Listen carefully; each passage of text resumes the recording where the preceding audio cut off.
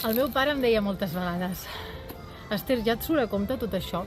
La meva activitat, repartir alegria, no? Comprar molts materials, invertir moltes hores, molt temps, molt d'esforç, passió, muntar, desmuntar, amunt i avall. Al final, treballar de dilluns a diumenge, entre atendre els clients, fer factures... Bueno, el meu pare sempre em deia que estava molt orgullós de mi i m'acompanyava moltes vegades a treballar i m'ajudava, però sí, sempre surt a compte mentre estiguis fent una activitat que t'ompli, no? Que t'ompli el cor, no? Que repartir alegria al final és una satisfacció molt gran, no?